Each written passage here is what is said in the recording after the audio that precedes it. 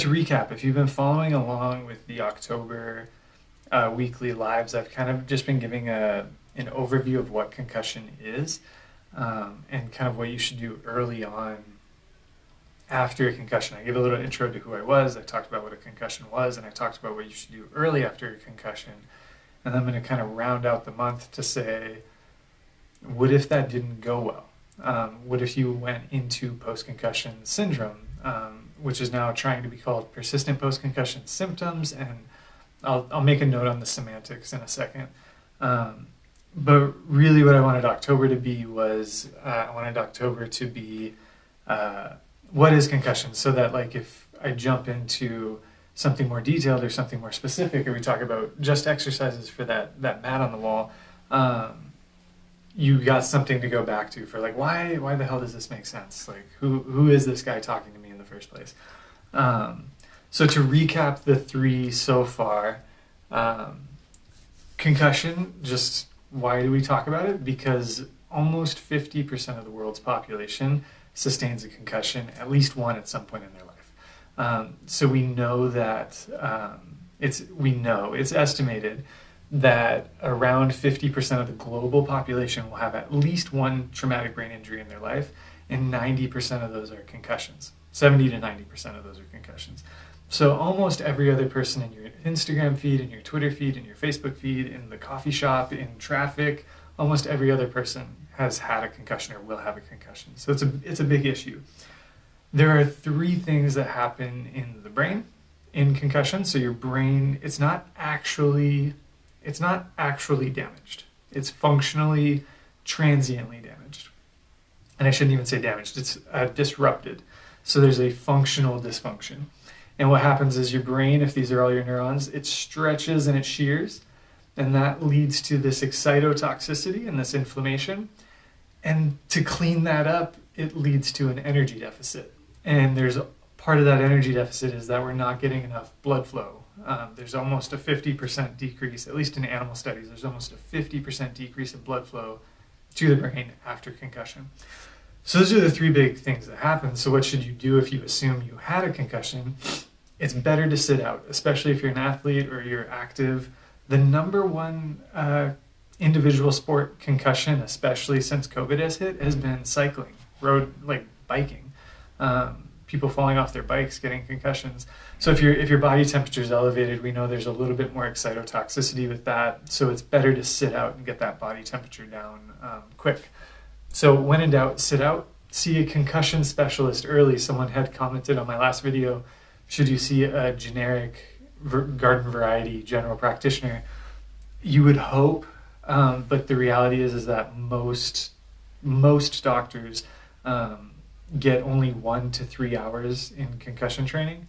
And I believe it's like 1 in 8 or 1 in 10 doctors reports never even learning about concussion in school. So you'll see a lot of doctors still recommending rest. Hey, go in a dark room, avoid screens, and rest. And if you listened last time, that was one of the things not to do. So when in doubt, sit out, see a concussion specialist early, and then do not hibernate. Do not block out all sensory input from the world. And then on the flip side, don't ignore your concussion. Don't ignore your symptoms. Don't go crush it. Don't go high intensity interval circuits right back to your sport, because that also puts you at risk of a delayed recovery. What are kind of the uncontrollables, or what are some of the risk factors that lead to a higher risk of post-concussion syndrome? Better off to see a physio, chiro, naturopathic doctor. Yeah, absolutely. And within that, you still want to make sure that they're versed in concussion. So who's at risk for a delayed recovery? Some of the uncontrollables include women tend to go on to have post-concussion syndrome more often than men. And I had mentioned last time, it's likely that men have this bravado. They don't want to report symptoms.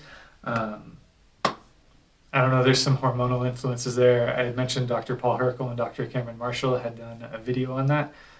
So if you scroll their feeds, you can find that back in their timeline. Folks with mental, emotional health concerns prior to, so anxiety, depression, PTSD prior to, or PTSD, like trauma around the event. We'll talk about that in a little bit. learning disorders, ADHD, things like that. And then higher symptoms and more rest early on. So that's kind of a recap of all of what we've talked about in October. So now we're going to get into kind of the meat and potatoes of post-concussion. So it's going to be a broad sweep. There will probably be more questions had than answered, but I'm going to try to give a broad sweep because ideally this won't go longer than 30 minutes, but I've got a lot of notes I want to get through here. So post-concussion syndrome. So post-concussion syndrome was already kind of a controversial diagnosis in the conventional world because it's a syndrome. It's just a collection of symptoms, and it's kind of hard to say this is this, because when you look at post-concussion syndrome and you look at all the symptoms that create PCS, if you survey the healthy population, 30% of the healthy population meets the criteria for PCS. So doctors were like, well, what the hell are we dealing with? So we're moving towards persistent post-concussion symptoms, right? Persistent post-concussion symptoms. So you had a concussion and now the symptoms are persistent. And that's kind of what we're moving towards. But what I also see, particularly in social media and speaking with patients, is like I've had patients where they're like, oh yeah, I passed out I was lost consciousness for 7 hours and woke up in the hospital. My friend, that was not a concussion. That was a much more serious traumatic brain injury. So is it safe to call that post-concussion syndrome if it was more than a concussion? It gets messy. It's all semantics. I actually had a conversation with Dr. Nathan Kaiser about this actually earlier this week. And we both kind of concluded that you had a head injury and we want to help you. So that's kind of what it is. But PCS, as it's diagnosed right now, is that you have more than 3 concussion symptoms for more than 3 months after your concussion. And some guidelines say that not only do you have more than 3 symptoms for more than 3 months, but it also has to interfere with your activities of daily living. So that kind of is PCS. So what I wanted to talk about today was why notifications are popping up. Why do some people go there? Why do some people not recover? Because I talked about most symptoms kind of peak and get worse in 3 to 5 days, and then they kind of get better in 7 to 10 days, and most people metabolically recover within 21 to 30 days, 3 to 4 weeks. So what happens for those folks that are 3 months out? There's 5 buckets. And so the buckets are, I learned these from CCMI, from Dr. Cameron Marshall, Paul Herkel, that team over there. The 5 buckets of post-concussion syndrome are physiologic autonomic, and I'm going to talk about each of these, but they're physiologic autonomic, metabolic hormonal, visual vestibular, cervical spine issues, and then psychologic components as well. So going down the list, physiologic autonomic, that is your blood flow. That is your ability to provide fuel, to provide oxygen to the brain. So I did a post a while back that there's 3 things the brain needs. There's 3 things any cell needs, but especially your brain. It needs fuel, it needs oxygen, and it needs stimulation. So if a nerve is not stimulated, it's use it or lose it. So following a concussion, that physiologic autonomic component, we know that there's altered cerebral blood flow, so altered brain blood flow. We know that there's heightened sympathetics and dampened parasympathetics, so more fight or flight, less rest and digest. We can see that reflected in heart rate variability scores.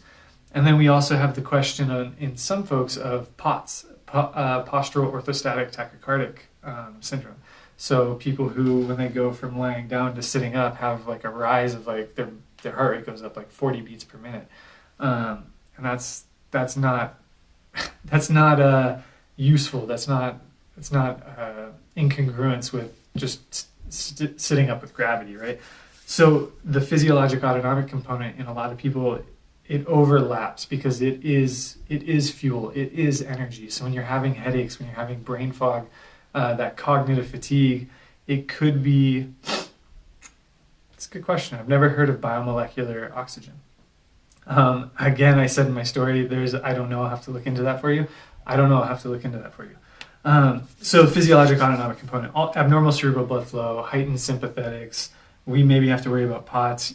it's super important because it is your fuel, it is your energy. And when there's a fuel energy mismatch, it plays into everything. It plays into your visual vestibular component. It plays into headaches. It plays into cognitive fatigue. So how do we tease that out? How do you know if you've been tested for your physiologic autonomic component? The most standard of care thing happening right now is called the Buffalo Concussion Treadmill Test. And the Buffalo Concussion Treadmill Test is a graded walking exercise test where we try to see the point at which your symptoms flare, and we measure that heart rate, and then we give you homework.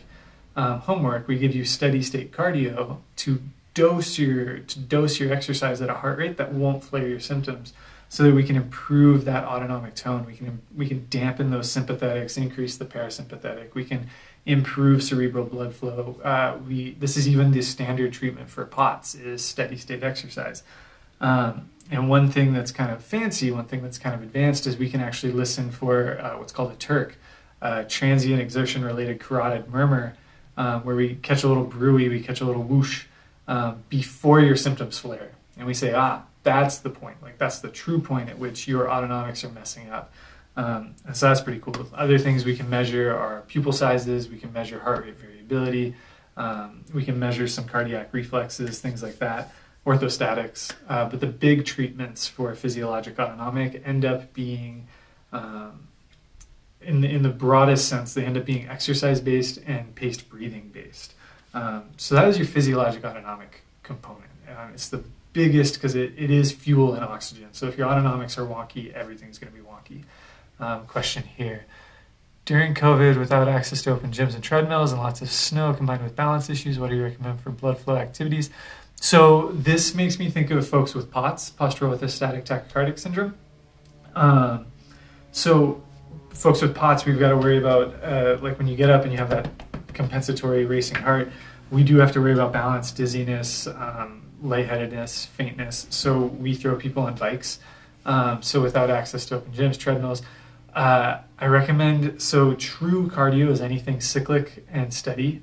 So combined with the balance issues, I would say I would try to stick to a bike, even if they've got those little pedals that you can fit under your desk. But yes, and so with the exercise, if you don't have a way to get a Buffalo Concussion treadmill test, go back. I did a reel where I talk about symptom-limited activity.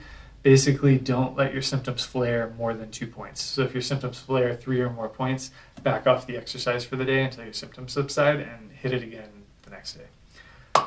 So physiologic autonomic, over. This is going to be a long one. So the next category is nutritional, metabolic, hormonal. This is your excitotoxicity, your inflammation. And one of the things that can happen is after you've had that concussion, you get the shear, you get the stretch, you get the excitotoxicity, you get the decreased blood flow. Well, this inflammation here causes and talks to inflammation down here. And this inflammation down here talks to inflammation up here. So this gut-brain axis gets involved. And when we don't have regulation, whether it's nutritional, metabolic, hormonal, whatever, when we don't have anything kind of halting or regulating this inflammation, this can become a chronic cycle. So we look at the gut-brain axis, we look at the vagus nerve, we look at the blood-brain barrier, we'll start there. So the blood-brain barrier gets leaky, and the blood-brain barrier is what keeps inflammation from getting to your brain. It's what keeps toxins and viruses and crap from getting to your brain, though we know COVID is having a lot of neurologic symptoms. So that's one of the sneaky viruses that can get past the blood-brain barrier. But so you get this leak here up in your head. Within 8 hours, you got a leak in your gut, and now there's proteins from foods, gluten, dairy, soy, corn, common allergens that maybe didn't bother you or maybe did bother you and you didn't know it, are now leaking into your system, and your immune system is reacting to that, causing inflammation. And that inflammation then can pass the blood-brain barrier and get leaky up here. So one of the things we look at with the microbiome is something called lipopolysaccharide. And it's a bacterial byproduct that's super inflammatory. And when immune cells, microglia in your brain, react to lipopolysaccharide, one exposure can last for gobs of amount of time. So you've got this crazy, crazy long immune response up here that's perpetuating inflammation down here. The cycle goes, right? Hormonally speaking, we're looking at you've got your brain sitting in here, you've got a bunch of sharp, like if you look at the inside of your skull, it's really sharp and pokey and not really forgiving. And you've got this pituitary stalk sitting down in the sella turcica. And it's basically you got this brain, and then you got this little gland poking out. And with the rotation, with the shear, you can mess up that pituitary gland. You can functionally disrupt that pituitary gland. And the pituitary is kind of the top of the pyramid for all your hormones. Not all of them, but a lot of the hormones come from basically like kickstarter hormones from the pituitary. So luteinizing hormone, follicle stimulating hormone, growth hormone, things like that. Adrenocorticotropic hormone, so the HPA axis can get involved. But so you're looking at, in concussion, oftentimes you're looking at growth hormone as one of the most common deficiencies, and then you're also looking at testosterone. Now, I will say I do not have enough training personally to say I can measure those, but beyond foundational things, I am not trained in hormone replacement therapy. I'm not a hormone wizard. I've got colleagues that I can refer to for that, but that's not my jam. So gut-brain axis, hormones. One of the things that we'll do for the gut-brain axis is we will look at, what do we got here? We will look at things like IgG food intolerances. So here's a sample panel where we'll look at which foods are you reacting to, so that we can temporarily, or depending on how severe the reaction and how great the benefit from elimination, see that we can cut down that inflammation and break the cycle so that you are no longer dealing with this crazy persistent neuroinflammation. There's also ways, like I recently performed on myself, it's called a gut zoomer, where we can actually map the microbiome and see how that relates to the neuroinflammation. But nutritionally, metabolically, it really kicks off from that excitotoxic event, then making its way down to the gut and kind of becoming this persistent feedback loop. So physiologic, autonomic, metabolic, hormonal. Moving on, we got visual vestibular. And visual vestibular is super important because it also links heavily with your autonomics. So your vestibular system is in your inner ear. It kind of tells you where your head is in space. You've got sort of this vestibular reflex that when you get up, you're like, hey, I'm up. And you don't want all your blood to pool down to your feet, so you pass out every time you stand up. So you've got this kind of vestibular integration with the sympathetic system and vestibular integration with your heart. And so if you don't have a great representation of where you are in space, whether it's coming from the eyes or the inner ear, the vestibular system, you're going to feel foggy, you're going to feel lightheaded, you're going to feel dizzy, you're going to have headaches, you're going to have neck tension and tightness, because if your inner ears are messed up and it thinks neutral is this way, but you're trying to correct this way, you're going to have pinches in the neck and headaches and referral patterns. And so the visual vestibular system is huge. More than 50% of the pathways in the brain are devoted to vision and eye movements. So one of the things we'll test is we'll test vision tracking. So I don't have anymore, but I used to have a right eye vision tracking technology where we could watch how you visually pursued, how you saccaded or had fast eye movements between targets, reaction time, things like that. And basically we could map that out where you don't see it, like you don't feel it when I'm saying, hey, follow my fingers, but all of a sudden your eye shoots down. And when we have you close your eyes, you feel like you're falling backwards or forwards. And we can track how you're perceiving the world, your dizziness, your headaches, your whatever. We can track that to how your eyes are moving, which is really freaking cool. The other thing we can do that's not vision tracking is video nystagmography, or VNG, where we put these goggles on you and we look for different nystagmus, so kind of fast beats to one side, or they're torsional or they're vertical. We don't like torsional and vertical, but we can see how you're perceiving yourself if you're in the dark, how you're perceiving yourself when you're moving this way or that way. And we can build rehab programs around that. So visual vestibular is huge. One of the first sideline tests to actually look at vision and eye movements in the sideline concussion assessment is the King-Devick test. And that is actually built into the dance-off game in the EQ app that I use with patients. So that's one way that virtually or even in office I can monitor your vision and your visual processing following a concussion or in post-concussion to track that rehab, which is pretty cool. So why you have post-concussion? We're looking at physiologic autonomic, we've looked at hormonal metabolic, and we've looked at visual vestibular. The next is to remember, plain and simple, that your head is attached to your body via your neck. And so for a concussion to occur, we're looking at a linear acceleration force of around 120 Gs, 70 to 120 Gs, but it's heavy. Like a sneeze I forget, sneeze is like 2, whiplash can occur around 5, right? So concussion occurs 70 to 120, a whiplash occurs around, whiplash, cervical strain occurs around 5 Gs. So you almost always have, or you can almost always have a whiplash cervical component in concussion. And so, yeah, what do we got here? Sorry, I was looking at this question. So when you get nystagmus horizontal back and forth when looking at a blue light like a phone, what would that be? That is an interesting question. So when you get nystagmus when looking at a blue light like a phone, that's interesting. So typically nystagmus is initiated by a sense of movement.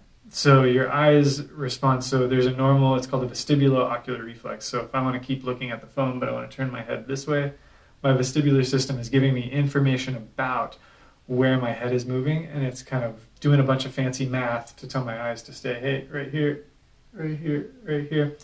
And that nystagmus is kind of your eyes moving when they think you're moving, but you're not, right? So that's why your eyes are moving, but your head's not moving.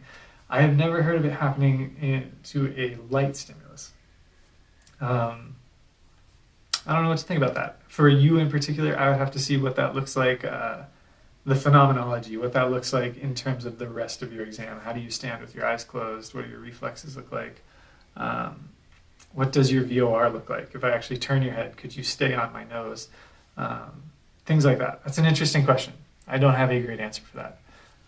That is very context, you dependent.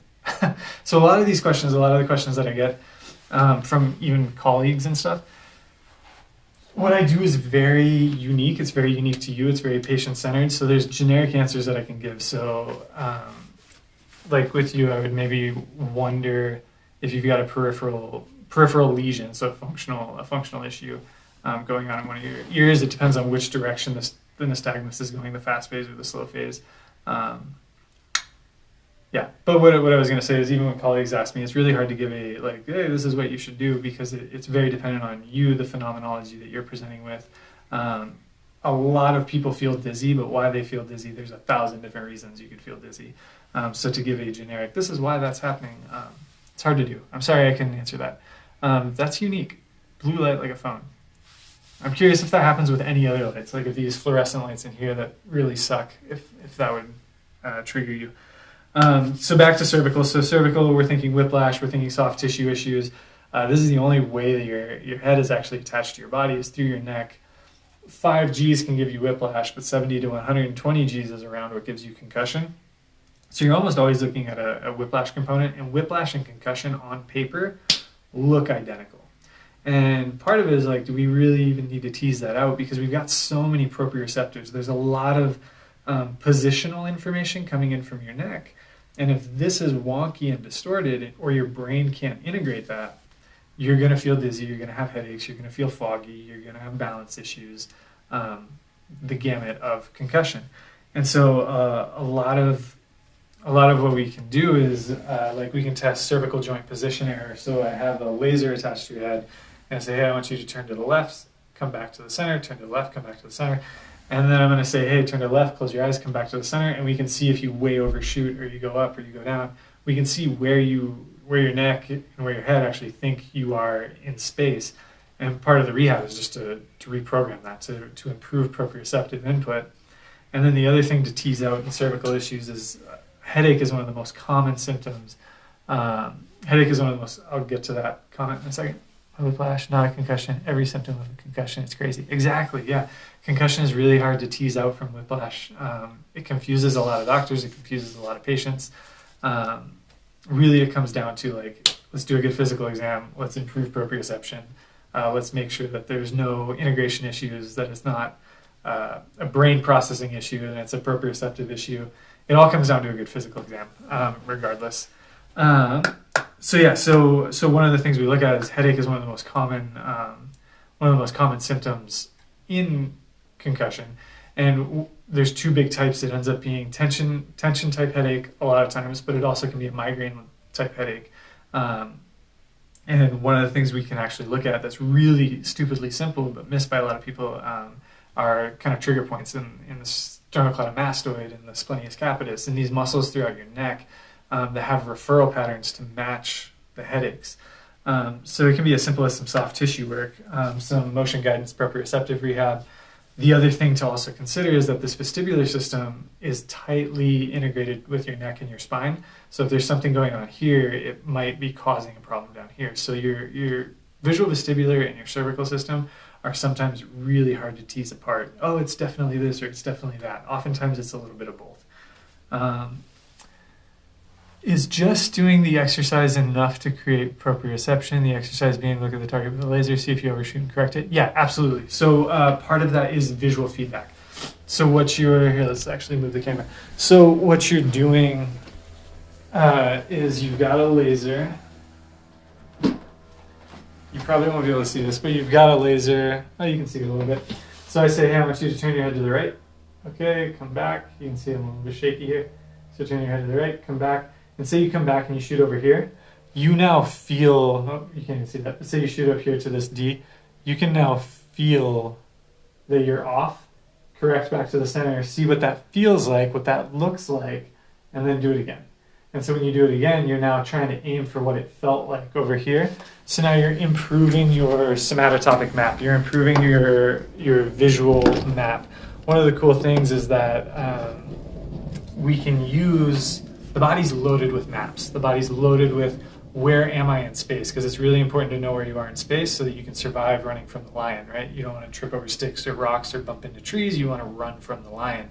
So you need to know where you're at in space. So you have sound maps, you have sight maps, you've got body maps. Your cerebellum has 3 maps of your body. I think your hippocampus actually has place cells that tell you where you are in place. And so what we're doing here is you've got this laser, I've got a little band that attaches to your head, so you're looking, and you say, oh, that feels weird, let's go back here, let's try it again, oh, that feels more normal, that feels more normal, and that starts to integrate and become the new normal, the new map. And so you're reorienting to space using the visual system, using proprioceptive systems, and we'll start that seated, then we'll start that standing, then I might have you do saccades while we're doing it. We can get really integrated to make it more functional to you. So if you're trying to get back to sport, or you've got to read across, like a bunch of files every day, we can make it really integrated to what you need to do back in your daily life.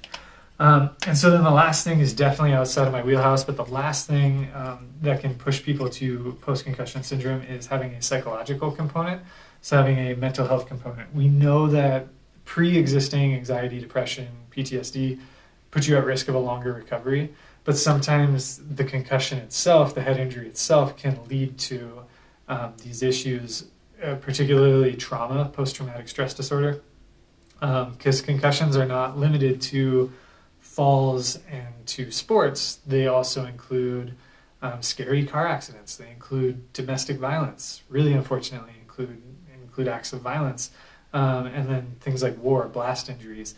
So there can be a lot of trauma associated with the injury that is new, and that's just something that has to be worked through, not necessarily with a concussion specialist, but a mental health professional. So you're looking at things like cognitive behavioral therapy, acceptance commitment therapy. Some people use like EDMR. There's different things that people can use to help kind of manage their mental health. Sometimes you do have to move to medications. There's nothing wrong with that. I think there's a huge stigma around mental health. I would argue that a lot of the medications aren't effective long-term. We don't have great data for that. But it is what it is. It's not my expertise. Where I mostly exist is within the exercise realm and within the promoting meditation and pace breathing realm, improving heart rate variability. We know that higher heart rate variability is associated with just better well-being. Lower heart rate variability is associated with depression, anxiety, things like that. So if we can boost HRV, we can sometimes have, it's called embodied cognition. So what the body is doing kind of informs how you feel. So we know that exercise improves mood. We know that regular steady state exercise is almost as effective as antidepressants in certain forms of depression. So I kind of stick with, hey, let's get your heart rate variability, let's get your physiologic autonomics built up.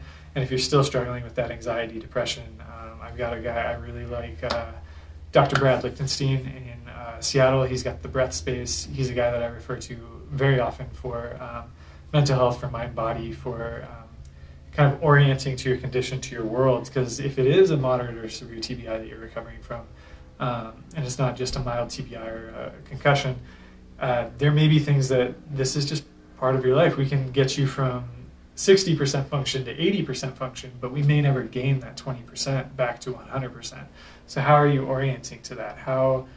What's your narrative around your life? What's your narrative around what you can do, what you can't do? That kind of mental health component. How much impact does anxiety, stress have on concussion? I think, again, it goes back to how you're orienting to it. So anxiety, depression, definitely pre-existing. So if you have anxiety, depression before a concussion, it puts you at risk of anxiety, post-concussion syndrome, having a delayed recovery. Because one thing we see in anxiety, one thing that is actually asked about in a clinical profile screening, because there's types of concussion, and I'll talk about that in a few weeks. But we can profile concussion types, and what we actually ask is like, how often do you think about your symptoms? How often are you concerned with your symptoms? And we see that anxiety tends to be really concerned with the symptoms. Why am I doing that? Why am I feeling that? I never felt that before. I used to have perfect memory. Now I don't. Like these, this anxiety. And then depression is like, man, before my concussion, I could do this. Before my concussion, I could do that. Oh man, I can't do this anymore. And it just like that script, that just kind of that feeling can impact negatively, can impact recovery. And so a lot of our job as concussion specialists is like really reminding you this is a functional injury. It is transient. You can recover. Concussion is not brain damage. Post-concussion syndrome sucks. It absolutely sucks. It is not the same for everyone. Recovery is not linear. It is always a roller coaster. There are often, depending on, again, the severity of the injury, whether it was a moderate, severe, or mild TBI, there are differing levels of life interference after your concussion. So my job is to say, hey, where are you at? What are you feeling? What is your phenomenology? And how can we give you the best life that you can have? No shame, no blame. This just is what it is, and can we make the best of it for you? So long-winded answer, anxiety, depression can absolutely impact concussion. Again, when it starts to move out of my wheelhouse, I like to refer to mental health professionals. I like to, my big guy, if you're into virtual telehealth, amazing doc, Dr. Brad Lichtenstein in Seattle with the breath space. I talk with him personally about my own mental health. My wife talks with him. I don't know how much HIPAA, I know she doesn't care. But yeah, so that's kind of that. So post-concussion syndrome, recap, it's more than 3 symptoms for longer than 3 months after your head impact. It also likely interferes with your daily life. And there are probably 5 big roadblocks, and you can have just one, you can have 2, you could have all 5, but they're physiologic autonomic, metabolic hormonal, visual vestibular, cervical spinal, and psychological. And there's a lot we can do. There's way more we can talk about, but I'm going to cap it here. I appreciate all of you for joining me. I really appreciate the questions. I'm sure there's a lot more. I'm going to look into the light triggering nystagmus, because that was an interesting question. What else do we got here? Yes, doing the exercise is enough. Cool. Yeah, and then if you're worried about exercise, if possible, stationary bikes are great with balance issues with things like POTS. Yeah, so thank you all for joining me. This was a long one, but I really appreciate all of you. Leave any comments. I'm going to post this on Instagram TV later, so leave any comments, and I will be back next week. I'm actually not sure what I'm talking about. I got it on my schedule at some point, but if you guys have any suggestions or questions, I'd be happy to chat about it. Thank you all again. Have a great rest of your week.